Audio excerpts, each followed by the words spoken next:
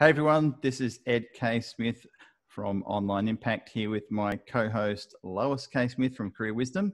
And welcome to the first episode of the My Livelihood podcast. And we're very fortunate today to have our wonderful friend, longtime associate, Mr. Steve Wells, who is volunteered to come on as the first guinea pig of this podcast.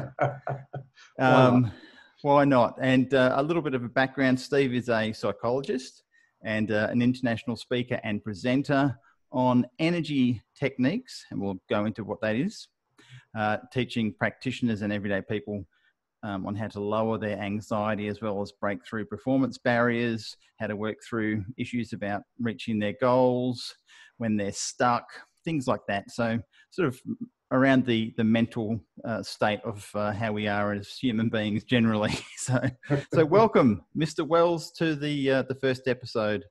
How are you? Thank you, Ed and Lois. It's great to be here. I'm well. That's good. That's good that you're well. You're well, Mr. Wells. Well by name. Well by name. Interesting times, of course. This is a topic that's covered all the time around the issues that society is dealing with. And I'm not going to use the word that everyone's using. You can all work out what that word is. And no, it's not that word either. But it's unprecedented. That word is, you said you weren't going to use it. Yeah, I had to, because otherwise people are going to be wondering what it was. But the fact is, even though it has been used 1,000 times by everybody, it is actually pretty accurate.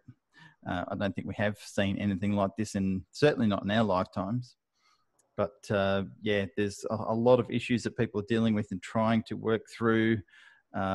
Health issues, how to stay safe, how to generate income, how to deal with kids being at home, massive amounts of anxiety, probably more than I've ever seen with what people are dealing with.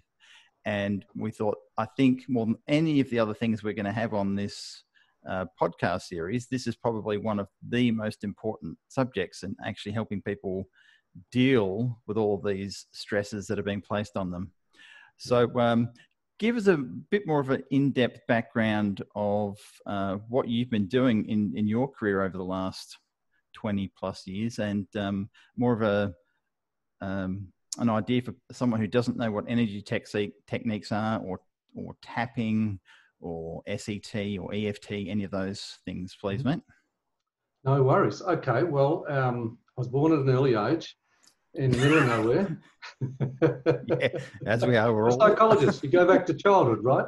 That's it. No, I borrow a line from my good friend Michael Tunnicliffe. I trained in psychology, but I want to assure the listeners and watchers that I have fully and completely recovered from all of that. So I did spend many years working as a psychologist. I'm still a registered psychologist in West Australia. And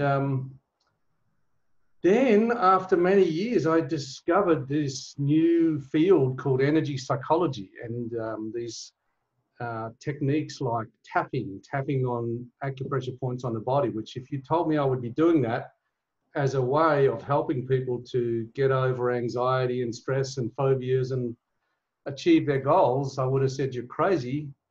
But it just so happens that it works really well, and it's one of the best ways that I have found to really just cut through the stress and bring down the anxiety and reduce the barriers between where you are now and where you want to go. Because what really stops you is how this stuff is making you feel.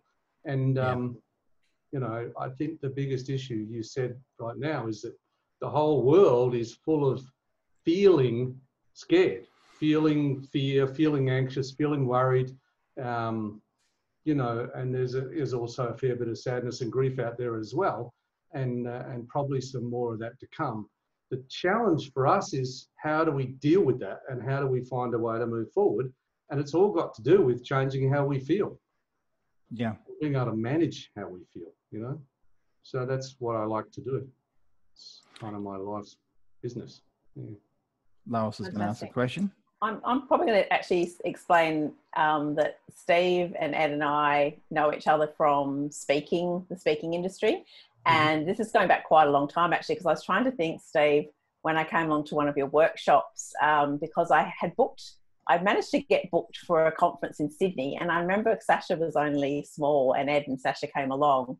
And so I reckon it's probably over 15 years ago. It's probably even like 18, 19 years ago. 20 years, yeah. She was only a little thing, you know, at the time, tottering around Darling Harbour. So I sort of remember that. So yeah, it's almost, you know, just shy of 20 years ago. And I got booked for this conference, and I pitched and said, hey, I want to do this. And then as soon as I was booked, I just got this awful sense of dread in my stomach, like, oh my goodness, what have I done? Because that was quite early in my speaking career. I've done many, many things since. But I was really dreading it. So I went along to Steve's workshop he held, I think it was in Crawley near UWA. And it was just amazing because I just was working with Steve. He was working with the group. We got up and down and did things. It was quite different. I thought, I'll be open-minded. It was kind of fun. Steve makes things really fun, as you probably already noticed. And yeah, it was just a weird thing, because when I remember we broke for lunch and we went downstairs and went to another section for lunch. And any time prior that someone had said, so Lois, tell me about this talk you're doing, I would just get that pit of the stomach feeling and feel just an awful sense of dread. And at lunch, someone said, oh, so tell me about this talk in Sydney. And I went, oh, well, it's in Sydney and it's this and it's on this topic. And then suddenly went, wow, hang on, I don't have that feeling anymore. So I was, you know, very much sold from that moment on. Of course I was sold because, you know, Steve's awesome. But yeah, I was definitely feeling it. There's nothing like results, you know, there's nothing like something that works for you. And that's the great thing about the tapping, you know, energy psychology techniques. Yeah. You know, the field has been called energy psychology, and the technique, the main technique that people are using is that tapping, and it just tends to work. Yeah, it's amazing. Yeah, it's amazing. Yeah. And I remember I went over to Sydney, and even just before I did the talk, I went into the ladies' toilets and I found myself a quiet space, and I went through, you know, some processes. And I know you've evolved over time, I think, Steve, and you know, there were some set up statements, and you know, I know you've evolved it and you've kept it at the really leading edge of this over time. But yeah, it got me through it, and I, you know, got great reviews and all the rest of it. So I was just really sold on it ever since. And sometimes I do have to remind myself to use it. That's the thing. Yeah, well, that's one of the biggest challenges I have. I train people all over the world who use these techniques to help other people, and they forget to use it themselves as well, you know. And when you use it, it tends to work. And if you don't use it, it doesn't tend to work, you know? Yeah, yeah. Funny how that... I mainly used it with clients if they've got really a lot of anxiety, for example, around interview techniques, because as a career counsellor and a career coach, sometimes I'm working with people who are saying, I've never interviewed, or I've interviewed 20 years ago, you know, I've had a job all that time and maybe got jobs through other people. So I've not had to do that performance thing of the interview. And I've used it then with great results as well. I have to get over people's skepticism sometimes the first time, but it's been amazing. So yeah, when I remember to do it for myself, but I think, you know, that's the thing, isn't it? It's about practicing these techniques and then embedding them. So particularly at this time that we're going through at the moment, do you want to run us through what you do to help people, Steve? Like, you run workshops and you have one-on-one sessions, or you have some obviously the online sessions. They're all now they're all one-on-one. Yeah. Yeah. I mean, I'm blessed because a lot of my business was already online. Yes. You know, I've been running groups for quite some time, personal development groups, as well as practitioner training groups and teaching coaches. And, you know, we were doing live events as well, and, you know, they all had to get changed, but we've been able to put those online, and so we're still able to help people that way. And yeah, it's wonderful to be able to work with people all over the world, and to have people all over the world kind of in the same room, but, you know, they're all sitting in their living rooms or, you know, offices or whatever that is. And yeah, I mean, I started using these energy psychology techniques back in 1997. You know, I found out about it from some videotapes that Michael Tunnicliffe, who I mentioned, had brought back from the US. And, you know, I was watching these videotapes and seeing this guy tapping on these acupressure points, Gary Craig, and this was you know, one of the most, well, it's the most popular form of tapping used in the world, emotional freedom techniques. And, you know, I was skeptical, but I tried it out on my wife, who you know very well, and she had a she had a phobia of, it wasn't a phobia, it was like a strong fear of needles, and she had to have a blood test. This before our twins were born. And she kind of had this reaction, even if she just thought about it. And so I was just like, just, okay, now tap on this point and say these things, and tap on this point and, focus on the needle, think about the needles. And she just she did it for about a minute, and then she just went, ah. And I have seen that thousands and thousands and thousands of times since then. And she went and had the blood test the next day, and she said, wow, I was never, she wasn't scared. She was able to even watch, she'd never been able to do that her whole life. It didn't bother her, and it's never been a problem since. And, then I started tentatively using it with clients. And I had this one client who had this severe trauma reaction. It was actually I was doing more regular psychology work back then, and her son had been threatening to kill her. And he'd cut a cake and wiped the blade off on her arm, which is, a pretty horrific thing to do. And she was just frightened to death. And I said, well, would you like to try this new strange tapping thing? I've got some other things we could do that could help you to relax, but, would you like to give it a go? And she's like, yeah. And, I'll try anything. And I still remember her tapping on this point on the finger, and it was like, whew, it's like the problem left the room, And she just turns around and she says, boy, that one worked, didn't it? I said, yeah, it looked like it did. How do you feel about what happened the other night? She's like, she's looking around. She can't even find her problem. She's like, I don't know. It just doesn't seem to bother me anymore. I'm like, It doesn't seem to bother you. You came in, you were shaking like a leaf. You were white as a ghost, and it doesn't bother you? You were worried about it. Anyway, she went home. We did a bit more of it, and she went home with a big smile on her face. She stood up to her son and said, you're not going to do that to me anymore. And the changes were just so dramatic that that's when I started to pay attention. And then I started doing research, and, we did a study out at Curtin University, which was published. It was the first randomized controlled trial of EFT, emotional freedom techniques for phobias, for specific phobias of small animals like spiders and mice and cockroaches and stuff like that. And we just treated people for a single 30-minute treatment, and they were randomly allocated. It was a good paper, and they were better after 30 minutes, and they were still better after 9 months later. And we had people who wouldn't eat. We had a woman in the group who would sleep in her car if she had a mouse in her house. Whoa. And after 30 minutes of tapping on these stupid acupressure points, she's able to actually have a pet rat of her granddaughters crawling all over her and say, well, they're really quite cute. That's astounding. It is. So anyway, that's what made me pay attention, those kind of results. And, it stood up to the tests, and there's been a lot of research since, and I've experimented with it. My friend, Dr. David Lake, and he went over and, as you know, we went and studied with Gary Craig, and he had his lifelong public speaking phobia completely cured in basically 38 minutes of good treatment over in California. And we spent a good 18 years traveling around together teaching people this stuff. And, the boys were on the road having fun together, and in about 15, 16 different countries, and many of them multiple times before he's kind of semi-retired now, And I'm going to hit the road when we get allowed out, Hit the road. Yes, yeah.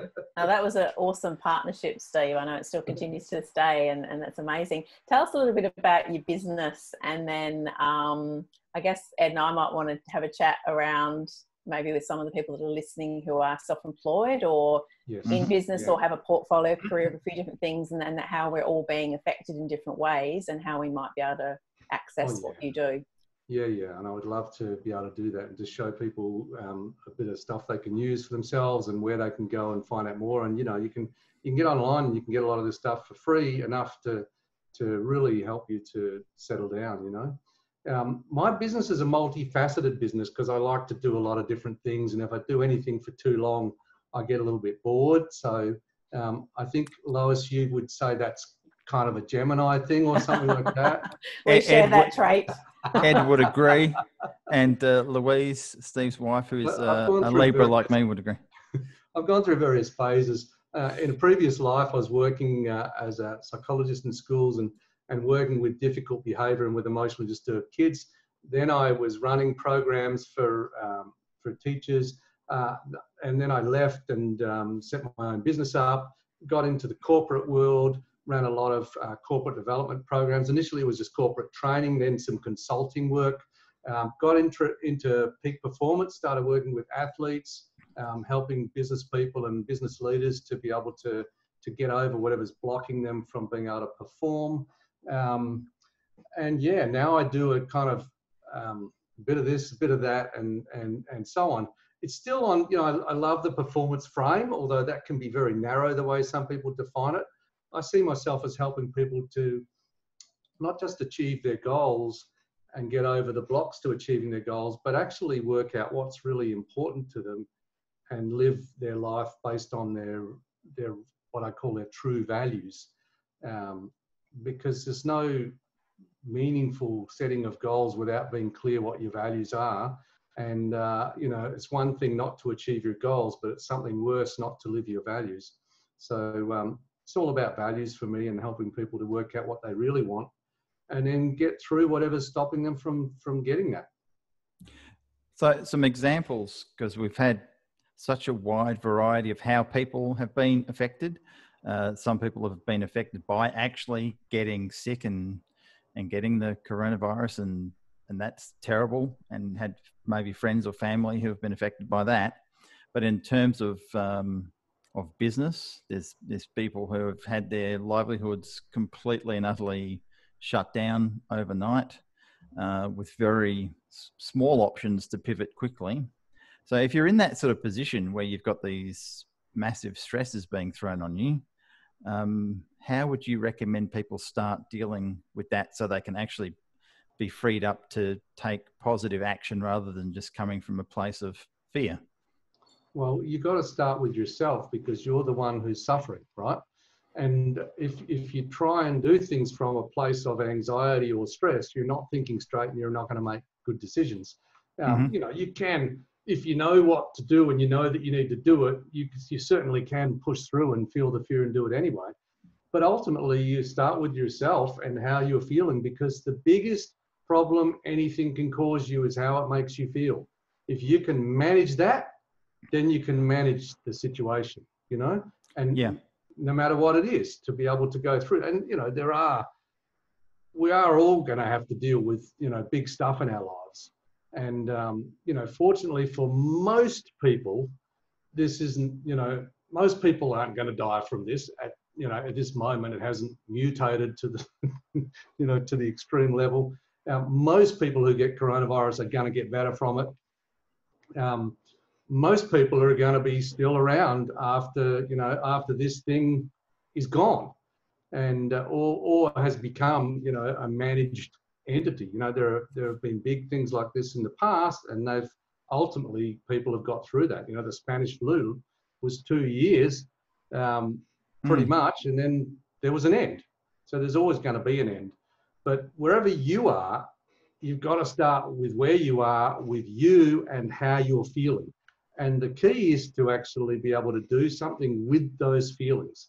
And this process of stimulating acupressure points by tapping on them on the body is one of the most powerful ways I've found in my whole life. And I've been doing this forever.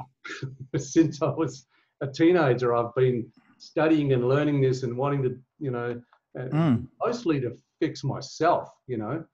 Yep. And most of the time you succeed. But there are moments that I've noticed. I'm sure I've said, Steve, you should do some tapping on that. Oh gosh, yes. Well, and that's right, because you're a human and you're going to get upset and you're going to get stressed.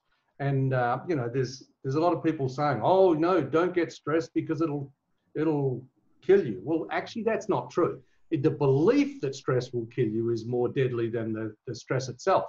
So you can have lots of stress and you can handle stress. And if you kind of switch that to realizing that you can you know, you can go through a lot of stress and still survive, then that will be a better place to be. If you do have that negative belief, one of the things you could do is you could actually do some of this process of tapping, and that will release your kind of, it's kind of like when you're feeling bad, the negative beliefs seem more real. Does that make sense? Absolutely. So if you actually change the feeling, and what really, I call it an emotional attachment, okay? It's not the belief or the thought that upsets us. It's not the situation that upsets us. It's the emotion that's attached to that. So one person in the same situation is not feeling the same as another person because they attach different meanings to it. They attach different beliefs to it. They attach different emotions to it. And so this tapping, I believe that it actually releases emotional attachments. And when you can look at the situation without emotional attachments, then you just have to deal with the situation. You don't have to deal with what your mind is projecting about it or making up about it, you know. And, you know, most of the people I'm seeing at the moment, their biggest stress is that their mind is imagining them dying a cruel death. Right. And that's not happening. They're in their lounge rooms, or they're, you know, they're going through their lives, but because your mind can make up stuff and project it on your, you know, on the screen in front of you, and if it's vivid enough, your nervous system will act as if it's real, even though it's not really happening to you. It's astounding how the nervous system reacts to things. It's and it amazes me. It's like you get nervous and you need to go and, you know, do a poop. Well, but it can be instant. Since you brought up pooping, since we've now got to the base level. Okay. Sorry, guaranteed I would get us there. You know I was going to go there, Steve. 100 years ago, before I knew all these techniques, if I had to do a speech, I would have diarrhea for 2 weeks before the speech. Wow. You know? When I had to give my friends years ago, you know, asked me to do the speech at their wedding, I was like, oh my God, you know, the first time I was able to eat properly was after giving the speech. You know? You would have fit it into your suit, Steve. It's called rapid weight loss. It was. So it is astounding how the mind-body connection is absolutely there. It's undeniable. Otherwise, it wouldn't happen, because it's the thought and the worry that's creating the bodily function to happen. That's the thing. The feeling, sorry, Lois, is in the body. And the tapping is actually a body technique, and it works on shifting the feelings in the body, because that's where the problem is. The problem actually isn't in the mind. The mind is projecting these things, but the problem that it causes you is in the body. Yep. It makes perfect sense. That's when I first heard about this technique. That's what made most sense to me, was that you can feel nervous and you have all these sweating and bodily functions happening that you thought, hang on a minute, I just thought that, and all this the body's waking up and doing all of these things to me or to itself. Right. So that's kind of how I made sense of it. But I think what I'm seeing with some of my colleagues and friends who are working online now, suddenly that's not so new. Well, it's not so new to you and I and Ed, perhaps, Steve, but to some people it's super new, and they're suddenly thrust into pivoting their business or pivoting their multiples of jobs or whatever, that, you know, picking up something new they haven't done before, and that can be really, really disconcerting. And I would say cut yourself a little bit of slack, because it's enough of a challenge to take your business online if you don't have a pandemic at the time. Just a bit, yeah. So I worked with people before the pandemic who were just, you know, struggling to get their business online. All right, well, now it's kind of become an imperative for a lot of people to do that, but they're dealing with the massively enhanced stress levels of the anxiety that's kind of being pumped around the planet on a daily basis, you know, with images in, you know, widescreen digital with surround sound in your lounge room or living room. And, you know, you're suffering that. You have your mirror neurons, which is where when someone else is suffering, your mirror neurons actually resonate in the same way, and you can feel some of the same feelings as if it's happening to you.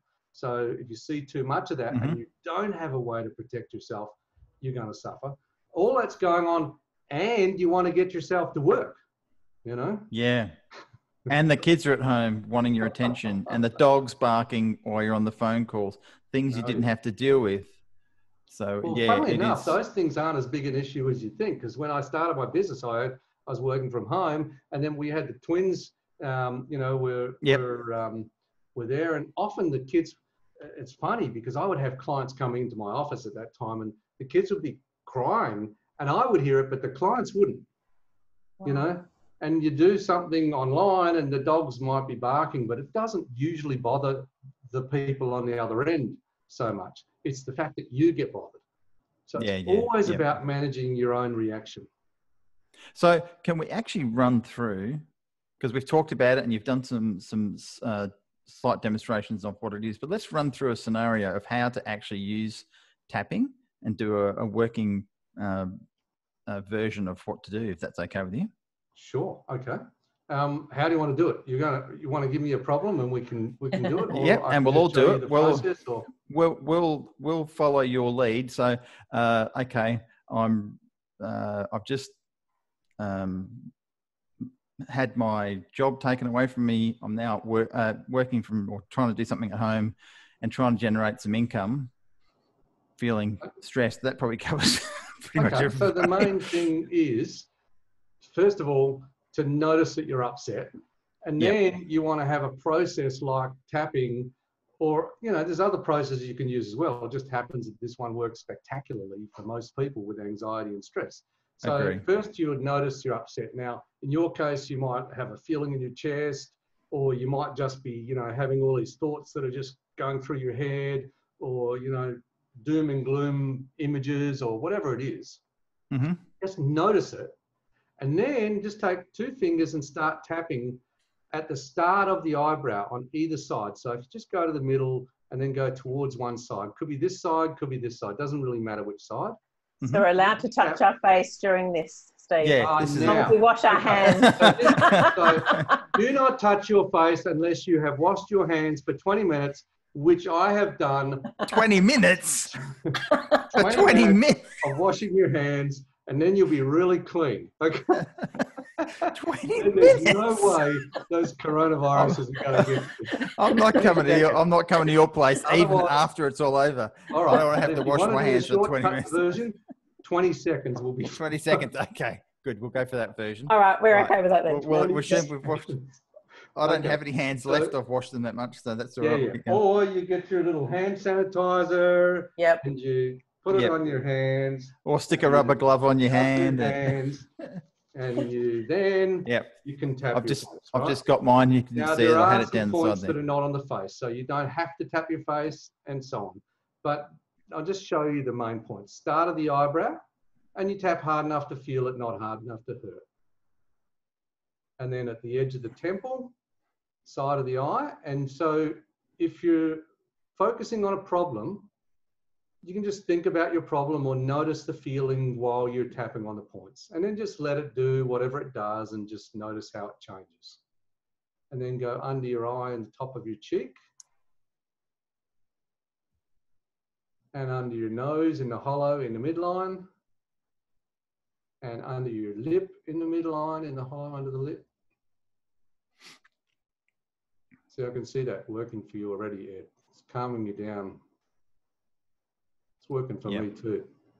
Yeah, hasn't got to my I can't see Lois because she's below you when she should be above you, but on the screen. I was actually just shut my eyes then. I was like, this is actually relaxing me at the moment. Yeah. Yeah. Then I started talking, and then underneath the head of the collarbone. So if you go to this U in the base of your throat, there's a knobby bone on either side. Just go just underneath the knobby bone, close into the center of the chest. And again, you always just tap hard enough to feel it, and feel it. And heal it, yeah. And not hard enough to hurt. And then under your arm, for ladies, it's about middle of the bra band. For gents, it's, if you're not wearing a bra, it's level with the nipple on the side of the body. No, you better go on, Steve. I if I always had a love to dollar. say about this guy who was in a workshop. He said, "I don't have a nipple on the side of my body." I said, "Well, just trace around from the one that you have got and tap out 90 degrees. It'll work just as well." And laughter. See, that's another important thing. When you do this, it makes you laugh, which is a huge thing. Well, yeah, and maybe we're playing around with it, but it's a serious technique. It produces serious results. Absolutely. Like where people get over their whole lifelong phobia in 30 minutes or less. Yeah. I've seen it. many times. I've seen it happen. And so those are the upper body points. There's also some points on the hand. yeah, So on the side of the thumb, level with the base of the thumbnail. Yep. And then on the side of the index finger, on the thumb side, on the side of the middle finger, on the side of the ring finger, on the side of the little finger, and then on the bottom of the hand. Okay, these are kind of main points. These are good because these are the ones that I use, and that's not such a big deal now because we're not out in public and in meetings and things. But you don't want to be sitting at a table around, if you're about to have an important meeting with clients, you don't want to be sitting there tapping, tapping on your head. And you can. People just naturally do rub these points. It's just something that we naturally do. Yeah. But you can actually, you can also tap on the hand points using the thumb of the same hand, just to tap down on the side of each finger. And that is portable. You can do it anywhere and everywhere. And you can also wrap around and tap on the side of the thumb if you want. Yeah. And I'm doing that now while we're talking, and you don't know that. Exactly. My corporate clients, I can have them sitting in the boardroom, about to do a presentation to the board, and they're just tapping on these finger points under the table, just calming themselves down. Of course, you can go to the toilet and tap on the points before you go in. I'm assuming we're all going to be, we're all going to be let out eventually. We're going to get, back to social gatherings and stuff like that. People will still need to get over their performance stuff. In fact, here's an opportunity. If you did enough of this on all of the things about presentations, by the time you get over this social physical distancing thing, you could be at a point where you don't have that fear going up to do presentations potentially, Yeah, completely. And the great thing is, I think you've mentioned this before in other conversations, you don't it's not a case of whether you believe it works or not. It works. That's right. Regardless of your thought process. So you could say, this is a load of crap, but it's still working, even if you're saying this is a load of crap, I don't believe this. That's right. It's not a placebo. It's not you don't have to believe in it for it to work. All you have to do is to be willing to give it a go and notice the actual results for you.